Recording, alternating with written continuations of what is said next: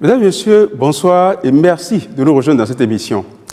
Le premier remaniement ministériel sous l'ère de la rupture est intervenu le vendredi 27 octobre 2017. C'est suite à ce réaménagement de l'équipe gouvernementale que le ministère des Petites et Moyennes Entreprises a vu le jour, avec à sa tête Modeste Tionté Kérékou, qui a été nommé donc pour impulser les réformes dans 3 secteurs d'activité, à savoir l'artisanat, les PME et la promotion de l'emploi. Voilà bientôt 7 ans qu'il est à la tâche, mais pour quel bilan? Les fruits ont-ils tenu la promesse des fleurs? Voilà le sujet principal au cœur de cette émission que j'ai le plaisir de conduire avec mon confrère de la chaîne Eden TV. Donc là, Mabalo, bonsoir. Bonsoir Bruno Kakpo, bonsoir chers amis téléspectateurs, bonsoir Monsieur le ministre Kérékou. Bonsoir. Monsieur le ministre, bonsoir. Bonsoir. Merci d'avoir accepté notre invitation. Merci d'avoir accepté de faire cet exercice-là de reddition de comptes pour faire un tour d'horizon des actions menées à la tête de ce département ministériel. Donc là, c'est à vous. Monsieur Kérékou, ça fait 7 ans que vous êtes à la tête du ministère des Petites et Moyennes Entreprises et de la promotion de l'emploi. 7 ans après, est-ce que vous n'avez pas le sentiment d'être sclérosé, d'être fatigué, d'avoir tout fait et que plus rien ne reste à faire? Merci, messieurs les journalistes. Bonsoir à nouveau aux téléspectateurs qui nous suivent. C'est vrai que 7 ans viennent de s'écouler depuis que nous sommes dans la charge, sans véritablement nous en rendre compte. Tant les défis, tant les chantiers sont présents et nécessitent un travail acharné sans désemparer tous les jours. Avoir le sentiment d'avoir tout fait, ce serait prétentieux de ma part. Parce que vous savez, l'important département ministériel qu'il a plu le chef de l'État de nous confier depuis 2017 est un département qui impacte la vie de millions de nos concitoyens au quotidien. J'ai l'habitude de dire, quand on donne l'intitulé du ministère, ministère des Petites et Moyennes Entreprises et de la promotion de l'emploi, c'est y compris l'important secteur de l'artisanat qui emploie un actif sur 4 dans notre pays. Quand on a l'honneur et l'immense privilège de servir le pays, de servir ses concitoyens, on ne peut pas avoir le sentiment d'avoir déjà tout fait, surtout dans un contexte comme le nôtre, et on ne peut pas avoir le sentiment d'être fatigué ou d'être sclérosé. Le président de la République a l'habitude de nous dire qu'il demande à ses collaborateurs, aux membres de son gouvernement, de travailler jusqu'à l'épuisement, s'il le faut. Justement, voilà, vous êtes à la tâche. 3 sous-secteurs d'activité, on l'a dit, la promotion des petites et moyennes entreprises, l'artisanat, mais également la promotion de l'emploi. Nous allons faire un tour d'horizon de ces 3 sous-secteurs d'activité. Commençons par les petites et moyennes entreprises. Voilà 7 ans, quel bilan? L'environnement des PME dans notre pays depuis 2016, avant même la création du ministère, a beaucoup changé, a beaucoup progressé qualitativement. Qu'est-ce qui a changé? Quand le président de la République a pris l'engagement d'assurer la transformation structurelle de l'économie béninoise, vous n'êtes pas sans savoir que le secteur des PME est concerné. C'est pour ça que depuis 2017, beaucoup de réformes législatives et réglementaires ont été engagées. Beaucoup de lois ont été votées par notre représentation nationale. La loi sur le code des investissements, la loi sur la promotion des petites et moyennes entreprises, par exemple, la loi sur la procédure d'embauche, de placement de la main-d'œuvre, de résiliation des contrats, etc., etc. Je pourrais en citer bon nombre. Mais pour faire simple, je dirais que de la facilité et de la simplification ont été apportées. La PIEX, l'agence de promotion des investissements et des exportations, a été totalement réformée au niveau de cette agence et d'autres agences qui opèrent sur le chantier de l'accompagnement des PME. La lisibilité aussi a été apportée. J'ai parlé de la PIEX, je peux vous parler aussi de l'ADPME, du FNDA, etc. Nous avons apporté de la lisibilité sur les interventions publiques, en plus d'avoir simplifié, d'avoir dématérialisé les procédures. Voilà. Parlons justement de ces deux guichets, Monsieur le ministre, le Fonds national de développement agricole et l'ADPME. Il s'agit de quoi concrètement? Il s'agit de deux structures importantes qui sont les bras armés de l'État, du gouvernement, pour accompagner deux catégories de PME. Le gouvernement a fait l'option de scinder ses appuis en deux catégories. Le FNDA, le Fonds national de développement agricole, qui existait déjà par ailleurs, a été totalement restructuré et a été pourvu de 3 guichets d'intervention pour accompagner exclusivement les entreprises dans le secteur, qui opèrent dans le secteur agricole et les agripreneurs. À côté de cela, l'Agence de développement des petites et moyennes entreprises a été créée, l'ADPME, et elle a vocation d'accompagner toutes les autres PME qui opèrent dans tous les secteurs d'activité économique possibles, à l'exception du secteur agricole, qui revient exclusivement au Fonds national de développement agricole. Donc, ces deux agences ont vocation à assurer un continuum de services publics pour les PME. Et je veux vous rappeler que dans notre pays, par la loi qui a été prise pour le développement des PME, là-bas a été montée un peu plus vers le haut. Avec quels moyens l'ADPME et le FNDA? ADPME, plus de 22 milliards de nos francs. Permettez-moi de vous dire, peut-être et à l'attention des téléspectateurs aussi, que dorénavant, dans notre pays, toute entreprise de tout secteur confondu qui a un chiffre d'affaires annuel hors taxe inférieur ou égal à 2 milliards relève du secteur des petites et moyennes entreprises. Avec quel moyen, vous faites bien de poser la question. Depuis 2018, quand nous avons fini la restructuration du FNDA, le gouvernement a doté cette agence, ce fonds, de plus de 100 milliards pour accompagner tous les promoteurs d'entreprises dans le secteur privé, les agripreneurs comme on les appelle, de ressources par le biais du faire parce que le FNDA opère par les systèmes financiers décentralisés. Donc, il accompagne, il finance aussi bien les primo-entrepreneurs dans le secteur agricole que les entreprises, les PME déjà établies à travers la facilitation d'accès au financement, aussi bien auprès des systèmes financiers qu'auprès des banques.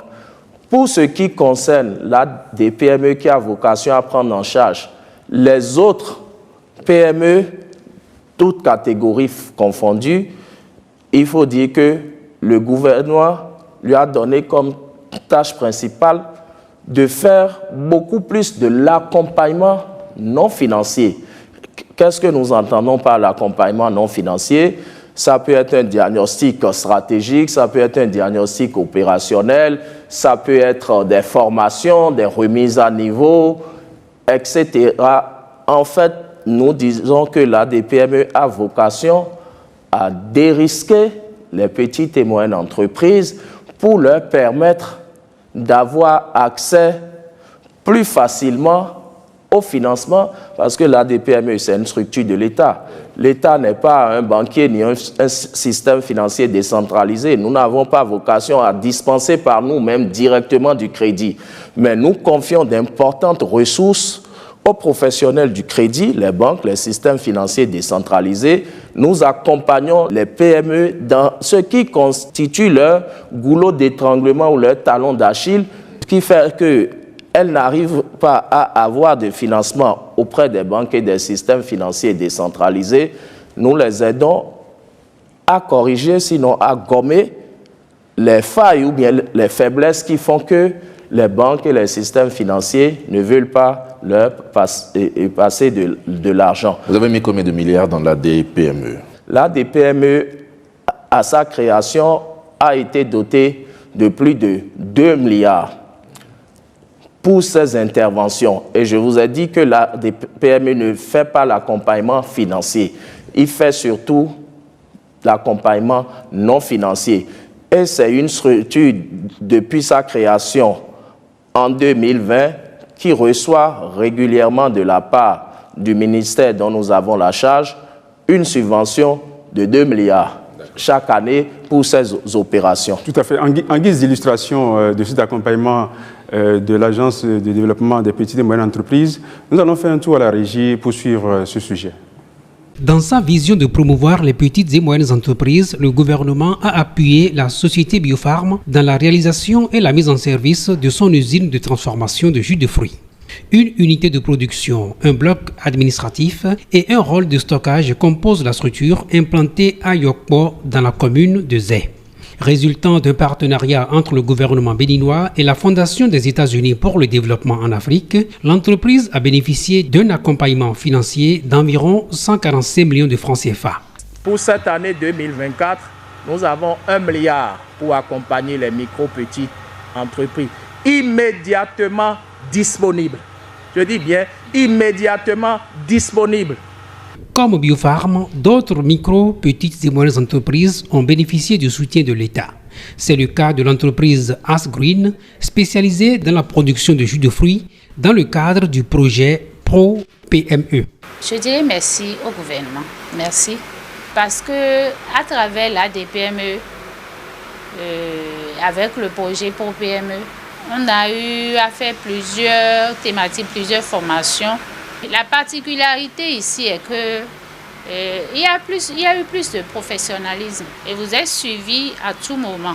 Suivre les entrepreneurs dans un cadre formel, voilà l'autre défi du gouvernement concrétisé avec l'Agence de développement des petites et moyennes entreprises. Une innovation du guichet unique des PME au Bénin dont le but est de recenser l'ensemble de ces petites et moyennes entreprises suivant leur statut afin de leur faire bénéficier du soutien de l'État. C'est dans ce cadre que l'Agence de développement des PME a développé, avec une forte assistance de l'Agence des systèmes d'information et du numérique, la plateforme de service public de délivrance de l'attestation d'identification du statut de la MPME. La présente plateforme que nous avons l'occasion de vous présenter répond donc à l'exigence de ces dispositions et va constituer le principal moyen de demande et d'obtention de la qualité de micro, petites et moyennes entreprises pour toutes les entreprises du Bénin désireuses de bénéficier des divers appuis publics. Toujours dans le cadre de la promotion des petites et moyennes entreprises, la DPME a organisé des formations au profit des unités locales de promotion de l'emploi dans les 77 communes du Bénin en coaching entrepreneurial. L'objectif, c'est de permettre à ces unités d'informer, d'orienter et d'accompagner efficacement les jeunes et les femmes de leur commune à l'élaboration de projets d'entreprise susceptibles d'être soutenus par le gouvernement.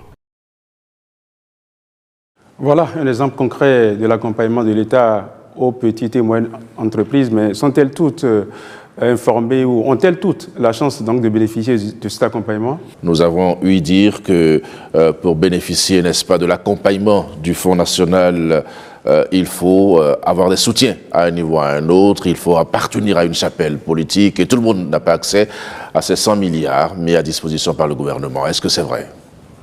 Je puis vous rassurer que depuis 2016, avec l'avènement du président Patrice Talon à la magistrature suprême de notre pays, plus aucun de nos compatriotes ne peut croire à une telle assertion. Vous savez, le président Patrice Talon et son gouvernement ont fait la preuve, et cela est unanimement reconnu par tous nos compatriotes et dans tous les secteurs, qu'il n'est plus question, il n'est plus nécessaire d'avoir soi-disant un proche, un parent, un soutien politique pour vous faciliter l'admission à tel concours ou le bénéfice de ceci ou cela. Donc, je peux vous garantir qu'il n'est pas question de cela.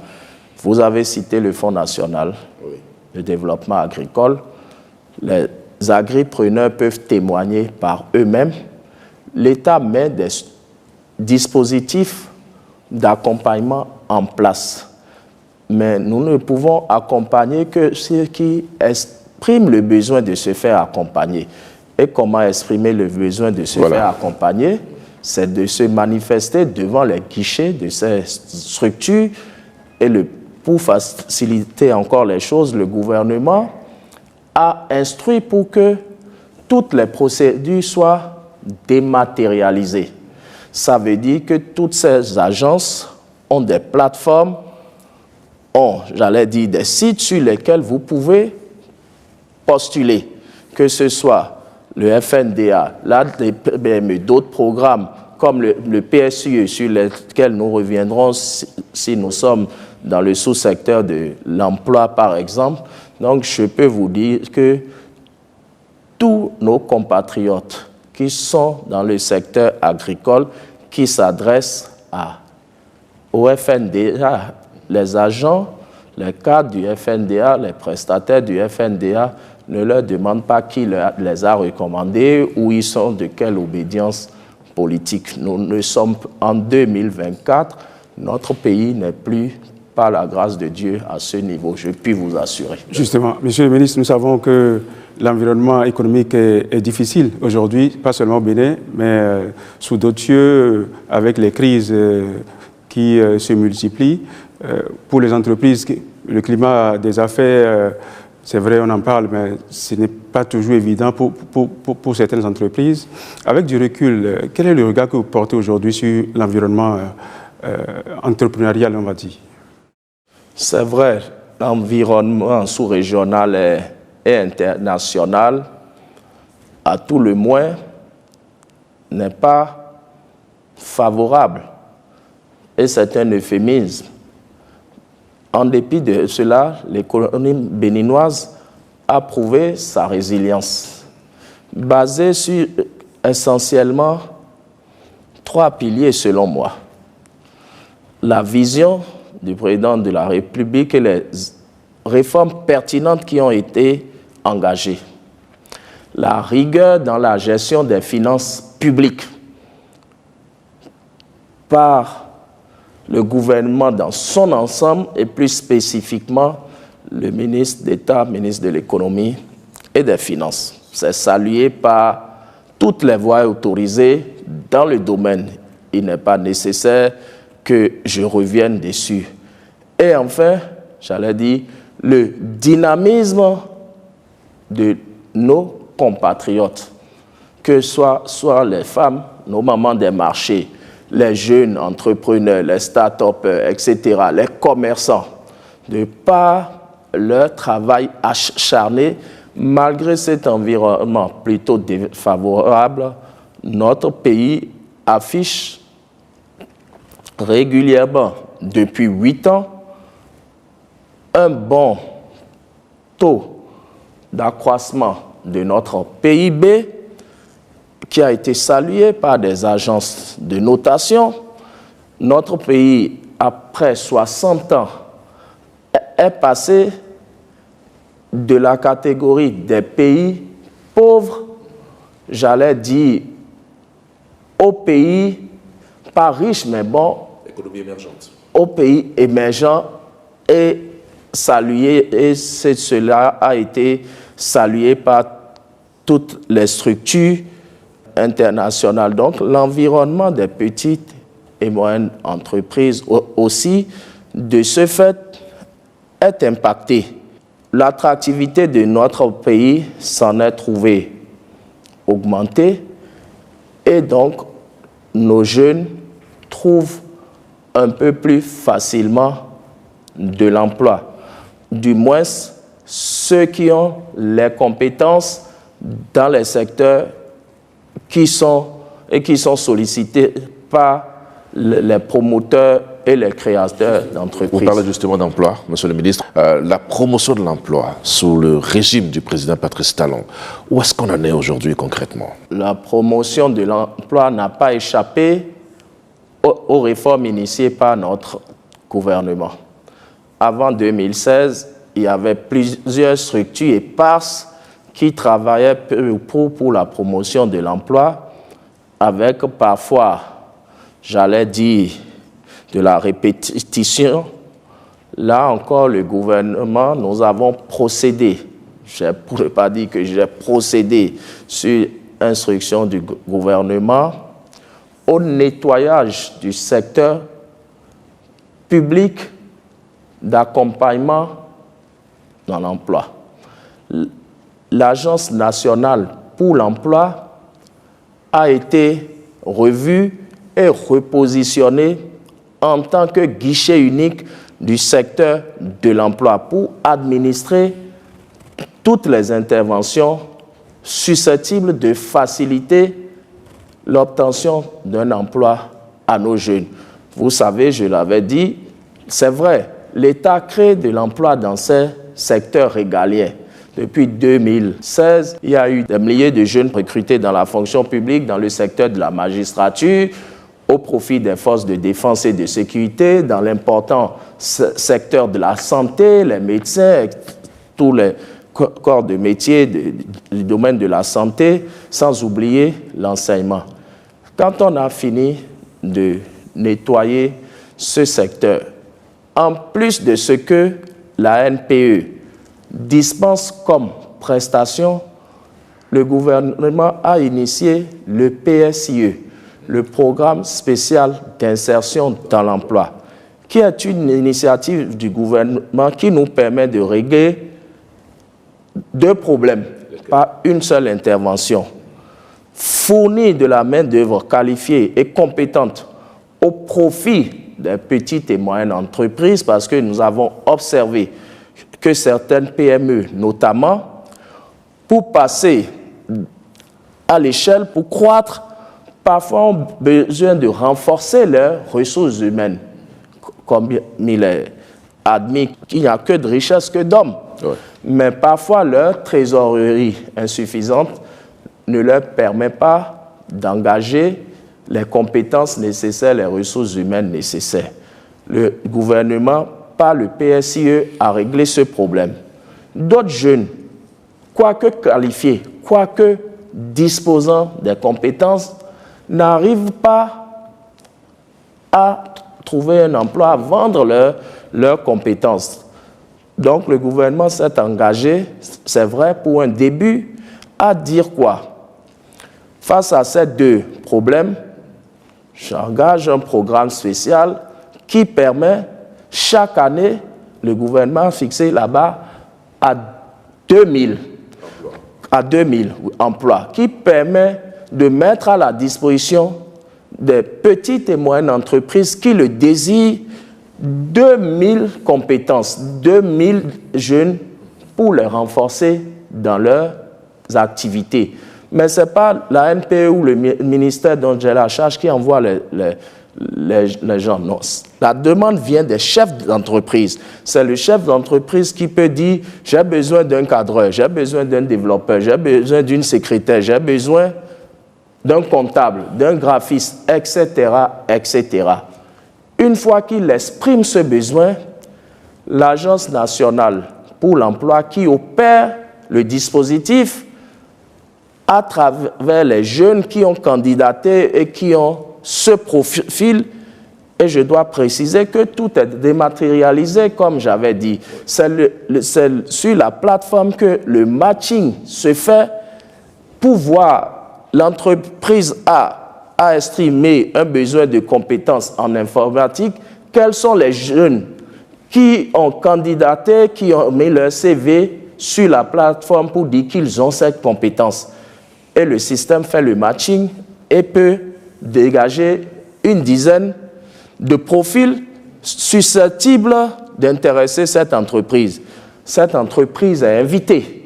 Elle envoie un représentant légal, son premier responsable, son responsable des ressources humaines, qui procède par un test d'embauche, une interview avec les candidats présélectionnés et cette entreprise retient par elle-même le profil qui lui semble le mieux adapté à son besoin. Comme je le disais tantôt, là encore, aucun besoin de connaître ni le ministre en charge de la promotion de l'emploi, ni le directeur général de la NPE, ni quelques hauts fonctionnaires de l'État. Tout est dématérialisé. Tout se fait dans la transparence. Il est important qu'on insiste dessus et en conséquence que j'invite les jeunes, peut-être quelqu'un en quête d'emploi, une bonne compétence, nous suit.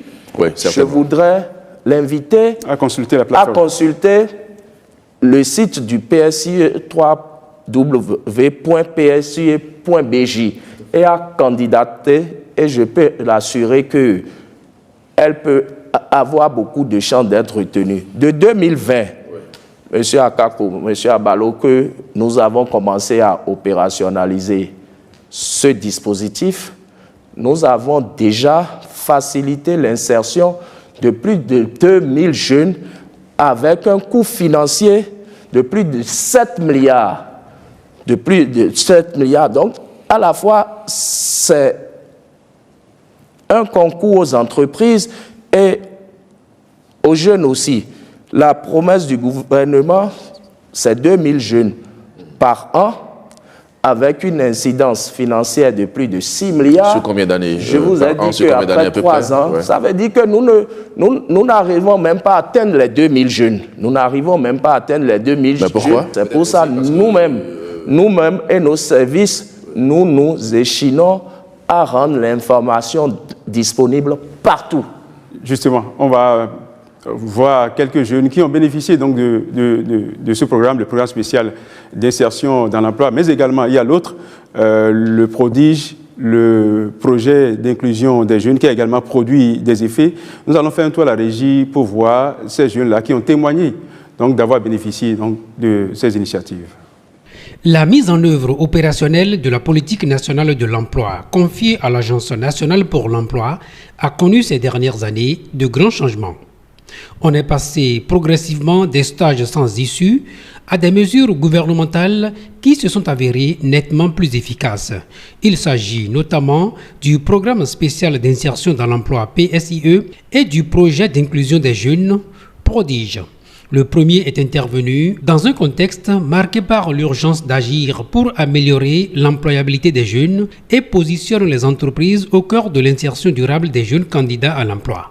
Le second vise à accroître d'une part l'inclusion économique des jeunes entre 15 et 30 ans en situation de sous-emploi et d'autre part à renforcer les services de l'emploi et les systèmes de formation technique et professionnelle au Bénin. Avec le programme spécial d'insertion dans l'emploi, on note un taux d'insertion, c'est-à-dire de rétention des jeunes qui trouvent réellement de l'emploi qui va au-delà des 50% aujourd'hui.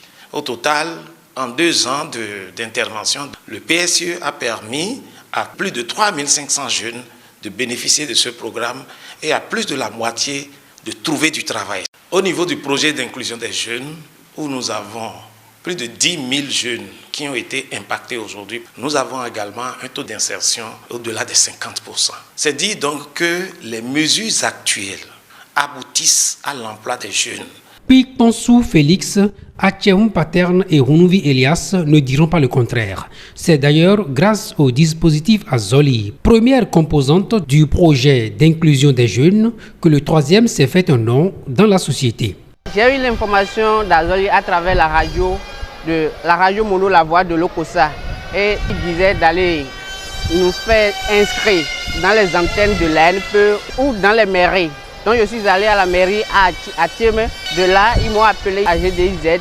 J'ai fait l'entretien et ils m'ont retenu. Et j'ai fait 6 mois de stage. Maintenant, j'ai un emploi. Je pense que Azoli, c'est l'avenir. Moi aussi, je suis bénéficiaire d'Azoli. C'est une opportunité qui aide beaucoup de jeunes. Avant, je ne savais pas faire des serviettes, des draps, des oreilles. Mais maintenant, je peux le faire sans souci. C'est une chance que m'a offert Azoli. Grâce à Azoli, je bénéficie de mon salaire. Et grâce à ce salaire, je ne dépends plus des parents. Je me suis retrouvé ici grâce au programme social du gouvernement, PSIE.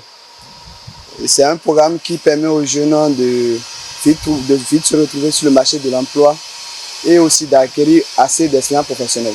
Je remercie beaucoup le gouvernement béninois pour cette opportunité qu'il nous accorde parce que non seulement nous sommes là pour gagner de l'expérience, mais en plus de ça, nous recevons un salaire. Donc c'est vraiment très bien. J'informe tous les jeunes qui n'ont pas encore de l'information par rapport à ce programme de rapidement chercher la plateforme PSIE sur Google et d'aller créer leur compte, postuler et nous rejoindre. Que ce soit dans les domaines du textile, de la mécanique, des énergies renouvelables, de la transformation agroalimentaire et de bien d'autres, travailler et gagner sa vie en tant que jeune est désormais possible grâce aux actions du gouvernement du président Patrice Talon, plus que jamais décidé à résorber le chômage en République du Bénin.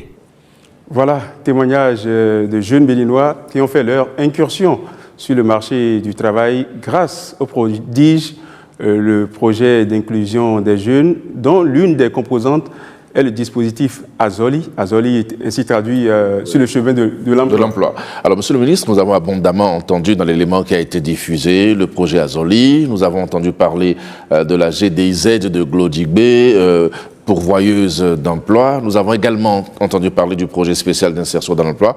Vous-même, vous en avez déjà suffisamment parlé sur le plateau. Le dispositif Azoli, concrètement, quelles sont les opportunités que ce dispositif offre aux jeunes béninois? Merci de l'occasion que vous me donnez d'éclairer nos téléspectateurs sur le dispositif Azoli. Le dispositif Azoli est la composante 1 du projet d'inclusion des jeunes. Nous avions parlé tantôt du PSIE qui adresse, j'allais dire, les compétences des jeunes diplômés post-bac, BTS, licence, master jusqu'au doctorat. Le gouvernement, pour ne laisser qu'une couche sociale de notre pays à la traîne, a formulé ce programme avec l'accompagnement de la Banque mondiale où nous avons sur 5 ans à accompagner 25 000 jeunes dans l'emploi salarié. Et cette fois-ci, la caractéristique, c'est des jeunes de 18 à 35 ans, peu ou pas du tout scolarisés, maximum BEPC, mais qui ont également besoin de travailler, qui ont également besoin de gagner leur vie, avec un traitement spécial pour notre 7 communes frontalières, où nous savons que les jeunes dans ces communes frontalières avec les pays voisins, vous savez que notre pays, le Bénin, a frontière avec presque 4 pays, le Nigeria, le Togo, le Niger et le Burkina Faso. Donc, les communes frontalières du nord comme du sud de notre pays, la jeunesse de ces communes est traitée de façon spécifique à travers le projet Azoli. Le projet Azoli, je vous ai dit, c'est 5 ans, c'est de 2020 à 2025. Nous avons pour score 25 000 jeunes à insérer et 6 000 jeunes à aider sur le chemin de l'entrepreneuriat, notamment dans les métiers de l'artisanat. Ça veut dire qu'il faut les sélectionner dans nos 77 communes et particulièrement dans les 37 communes dont je viens de parler. À cet effet, je voudrais remercier les maires pour le précieux concours qu'ils nous apportent dans l'opérationnalisation de ce projet. Ces jeunes seront formés et ces jeunes vont passer le CQP, le certificat de qualification professionnelle, et ces 6 000 jeunes vont recevoir une subvention pour faciliter leur installation. Ça, c'est pour ceux qui vont bénéficier du volet emploi indépendant de Azoli. Pour l'emploi salarié de Azoli, nous avons 25 000 jeunes à impacter dans tout le pays, dans toutes les 77 communes. Nous sommes à un peu plus de 10 000 jeunes impactés déjà. Là aussi, les sélections, la candidature se fait sur les canaux digitaux de l'ANPE, du prodige. Je ne vais pas me répéter, sinon je n'en finirai pas de dire que tout est dématérialisé et sans aucune influence, qu'elle soit politique ou religieuse ou partisane, etc. Donc voilà ce que je veux dire et saisir l'occasion à nouveau pour demander à tous nos jeunes où qu'ils se trouvent dans le pays et qui font partie de la cible à candidater, que ce soit pour l'emploi indépendant que pour l'emploi salarié. Donc là, on parlait la zone industrielle de Glodjibé, une zone aujourd'hui pourvoyeuse d'emploi. Mais la vraie question qui se pose est comment est-ce qu'on peut démultiplier de telles initiatives et faire en sorte que, aussi qu'il y ait une spécialisation pour qu'il y ait des jeunes bien formés avec une main-d'œuvre qualifiée. La stratégie que le gouvernement a adoptée, la stratégie de l'enseignement technique et de la formation professionnelle. Vous savez, dans les unités industrielles, c'est vrai qu'on a besoin des diplômes académiques parce qu'il y a les fonctions support. Il y a les fonctions support, la direction, le secrétariat, etc., le commercial, le marketing, etc. Mais pour travailler dans les usines, j'allais dire, c'est le métier qu'il faut, c'est de la qualification qu'il faut. C'est pour ça que le gouvernement a clairement basé sa stratégie sur la promotion de l'enseignement technique et de la formation professionnelle. Le président de la République l'a dit, d'ici quelques années, nous souhaitons que sur 10 personnes qui sortent, qui finissent leur formation, leur cycle d'études, 7 personnes soient issues de l'enseignement technique et de la formation professionnelle. Parce qu'avec le taux de croissance de la démographie dans notre pays, avec le taux de diplômés qui sortent ou bien qui sont livrés sur le marché de l'emploi chaque année, quelques 200 000, il est clair que nous aurons du mal à offrir à tous ces jeunes qui quittent légitimement un emploi, des possibilités d'emploi. Alors que les emplois massifs existent dans le monde professionnel, dans le monde industriel. Mais là, nous sommes totalement en déficience. C'est pour ça que le gouvernement a opté pour cette stratégie.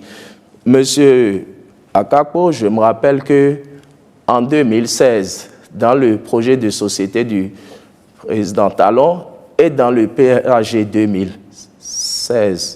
2016-2021, quand le président indiquait que l'action qui est menée nous permettrait de créer 500 000 emplois, d'autres avaient un peu moqué et étaient un peu dubitatifs. On en est à combien aujourd'hui avec les Nous n'avons pas eu de cesse de dire qu'il ne s'agissait pas de créer des emplois dans la fonction publique. De faciliter la création.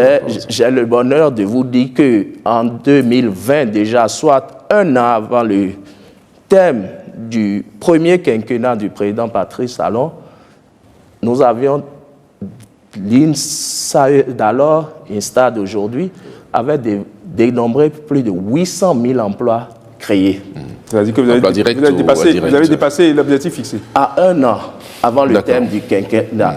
Pour le deuxième quinquennat, 2021-2026, avec toutes les réformes qui sont engagées, avec la zone industrielle de Glodjibé qui va prendre son envol, le gouvernement a annoncé la création de 1 500 000 emplois pour le second quinquennat.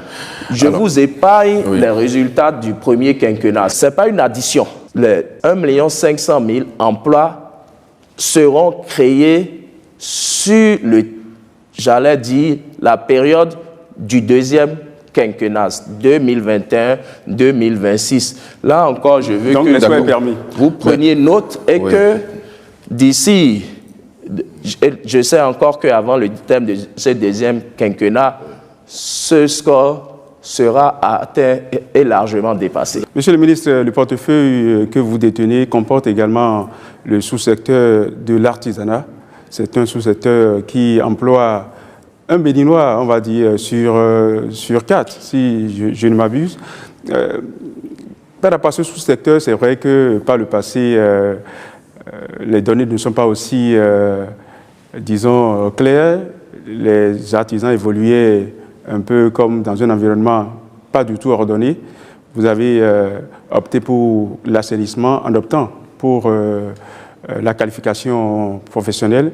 Nous allons suivre ce sujet qui nous permet d'en savoir un peu plus sur le CQM, le certificat de qualification au métier.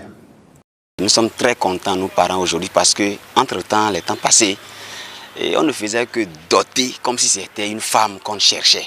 Les patrons nous exigent. Jean Rekpazo est le père de l'un des candidats ayant composé à la session d'avril 2024 du certificat de qualification au métier. Aujourd'hui, il exprime son bonheur de voir enfin révolue l'époque où les apprentis en fin de formation étaient obligés de gaspiller plusieurs années encore à rechercher des moyens pour s'acquitter des exigences onéreuses que les patrons leur imposaient avant la délivrance des diplômes. Beaucoup parmi les filles, les garçons sont rentrés dans la recherche de l'argent pour venir acquérir leur diplôme. Ils sont perdus comme ça dans le monde, ils ne sont plus revenus pour avoir, c'est-à-dire l'avenir qui les attendait. Mais aujourd'hui, ce n'est pas ce qui se passe. Nous avons cette chance-là que le gouvernement nous ait apporté ce coup d'aide afin que nos enfants s'en sortent. Désormais, libérés du poids des demandes exorbitantes des patrons, les parents sont du coup plus disposés à envoyer leurs enfants en apprentissage. Et cette embellie n'est que le résultat des réformes mises en œuvre par le gouvernement pour améliorer le CQM et en faire un outil de professionnalisation du secteur de l'artisanat au Bénin. Même les enfants qui n'ont jamais eu la chance d'aller à l'école, quand ils viennent chez nous, ils apprennent leur métier et ils reçoivent, après l'examen du CQM, ils reçoivent leur diplôme qui est reconnu par l'État. Tout est parti de la réforme qui a instauré la Chambre des métiers de l'artisanat, bras opérationnel du CQM, de son organisation à la délivrance du diplôme dans un nouveau format. Le CQM rénové a un cachet spécial. C'est que le format est unique sur le plan national. Donc c'est ce point fort que nous allons noter dedans parce qu'à travers les différentes réformes effectuées dans l'artisanat, ça a conduit à un diplôme. L'artisan au plus bas Bénin peut dire maintenant, moi-même je suis diplômé d'État. Et être approuvé par l'État à la fin de leur formation est un grand soulagement aussi bien pour les apprenants que pour les candidats au CQM. Nos patrons nous prennent en apprentissage et ne veulent pas nous libérer dans le seul but de nous exploiter à leur guise. Mais ce CQM vient mettre fin à tout ça. Moi, je viens composer ici pour avoir mon diplôme reconnu par l'État, car plusieurs postulent pour de l'emploi à l'étranger, mais ne sont pas retenus pour absence de pareil diplôme. Aujourd'hui, grâce au CQM, principal poteau indicateur de la réforme du secteur de l'artisanat au Bénin, les centres de formation professionnelle et d'apprentissage sont plus que jamais opérationnels. Par ailleurs, de 2021 à 2023, plus de 1800 artisans répartis dans 61 communes du Bénin ont reçu du Fonds de développement de l'artisanat des accompagnements en termes de formation à l'élaboration des plans d'affaires en vue de leur éligibilité au crédit. On a souvent des idées, mais on ne sait pas par où prendre pour s'en sortir. Et je crois qu'avec cette formation, nous allons pouvoir aller très loin. Nous sommes très contents de la formation que nous venons de recevoir. Grâce à cette formation, nous avons reçu beaucoup de choses. J'ai beaucoup apprécié parce qu'on a appris un de plus de ce qu'on connaissait avant. La vision à terme du gouvernement, c'est d'une part d'amener ces artisans à vivre de leur métier et d'autre part de les rendre compétitifs tant au Bénin que dans la sous-région. Vision sous-tendue par la réforme qui élève le certificat de qualification au métier au même rang que les autres diplômes délivrés par l'État béninois. Voilà, au bout de l'effort des artisans nantis de parchemin et la Chambre des métiers de l'artisanat à la manœuvre. Donc là. Monsieur le ministre Kérékou, le CQM, c'est le certificat de qualification au métier. C'est une réforme du régime du président Patrice Talon qui vient s'ajouter à une autre réforme, celle de l'opérationnalisation de la Chambre des métiers de l'artisanat. Alors, cette chambre-là était totalement dormante, il peut le dire, et vous l'avez ressuscitée, vous lui avez donné de nouveaux pouvoirs, n'est-ce pas? Effectivement, je dois dire que la Chambre des métiers de l'artisanat, la CMA, a été créée par la loi sur les cendres, j'allais dire, de ce qu'on appelait antérieurement l'UCIMB, l'Union des chambres interdépartementale des métiers du Bénin. Parce que le secteur de l'artisanat, beaucoup ne le savent pas, c'est un des meilleurs secteurs organisés dans le pays. L'artisanat, à l'endroit des téléspectateurs qui nous font l'honneur de nous suivre, je voudrais préciser que l'artisanat est structuré en 8 branches d'activité, en 40 corps de métiers et à plus de 175 métiers. Avant, c'était plus de 300 métiers, mais au niveau de l'UEMOA, selon la nomenclature des métiers de l'artisanat de l'UEMOA, donc commun aux 8 pays de l'espace UEMOA, les métiers ont été, j'allais dire, regroupés, mais il y a quand même 175 métiers. Et donc, il y avait beaucoup de dysfonctionnements dans le secteur. Là aussi, la réforme est passée. Nous avons créé la CMA par la loi pour nous conformer, entre autres, au règlement communautaire. Nous avons opéré 2 recenseurs qui nous a permis d'enregistrer plus de 450 000 artisans au registre biométrique des métiers. Il y a eu une élection pour élire les 80 élus consulaires à la Chambre des métiers de l'artisanat. Et selon les statuts de la CMA, c'est la CMA désormais qui organise le certificat de qualification au métier avec le concours de la direction des examens et concours du ministère en charge de la formation professionnelle. Nous avons organisé un premier CQM rénové en octobre 2023 avec quelques 62 000 candidats. Le dernier CQM a été organisé en avril parce que le CQM, les dispositions légales prévoient que c'est 2 examens par an, en octobre et en avril. Le dernier CQM que nous avons organisé, que la CMA et la DEC ont organisé en avril dernier, a enregistré plus de 41 000 candidats dans 145 métiers différents. Justement, c'est pour dire que dans ce secteur également, il y a une réorganisation. Réorganisation totale. C'est le seul examen au Bénin où vous pouvez composer dans votre langue maternelle. Voilà. L'examen ne se déroule pas exclusivement en français. Voilà. Vous êtes Ouaman, vous allez composer en Ouaman. Vous êtes Adja, vous pouvez composer en Adja. Vous êtes Yoruba, vous pouvez composer en Yoruba. Donc je dis le dernier examen, c'est plus de 41 000 candidats dans plus de 145 métiers. On a parlé des petites et moyennes entreprises, on a parlé de la promotion de l'emploi, on a parlé de l'artisanat. Vous qui êtes à la tête de ce département ministériel, comment est-ce que vous voyez les perspectives? Les perspectives, je suis d'abord un ministre par nature optimiste. Et à raison parce que j'ai la chance d'être à la tête d'un important département ministériel qui adresse 3 sous-secteurs tout aussi importants les uns que les autres. Et j'ai aussi la chance et le bonheur que, à la vérité, tous les autres départements ministériels travaillent pour moi, j'ai envie de dire, sinon travaillent pour mon département, que ce soit le cadre de vie, l'économie, les finances, l'industrie, le commerce, etc. C'est transversal en sorte. Tout ce que le gouvernement fait, c'est pour promouvoir l'emploi. C'est pour promouvoir les PME et c'est pour promouvoir nos artisans. Donc pour moi, les perspectives sont prometteuses.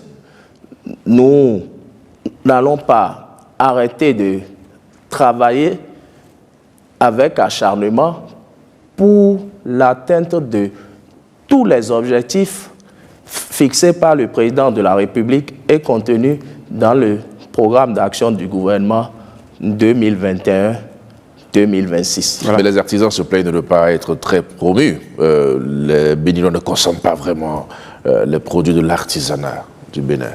Qu'est-ce que vous faites pour faciliter ça? C'est un important chantier. C'est un processus. De plus en plus, nos artisans, vous savez, on ne peut pas décréter la consommation locale. On ne peut pas forcer les Béninois à consommer. Mais par contre, nous pouvons encadrer, former nos artisans. Nous pouvons les inciter à produire avec plus de qualité, conformément au désir de leur marché, parce que les Béninois veulent des produits artisanaux, mais des produits de qualité. Tout à fait. Voilà, Monsieur le ministre, merci. Merci, donc là, Abalo, merci d'avoir partagé ce plateau avec moi. On a pu continuer cette discussion tellement le département ministériel embrasse des sous-secteurs où beaucoup de Béninois sont en activité. On retient que l'espoir est permis pour les jeunes en quête d'emploi. Au Bénin, il y a des réformes qui sont en cours pour apporter un plus dans le quotidien de chacun. Mesdames et messieurs, merci de nous avoir suivis. Merci à tous. À bientôt.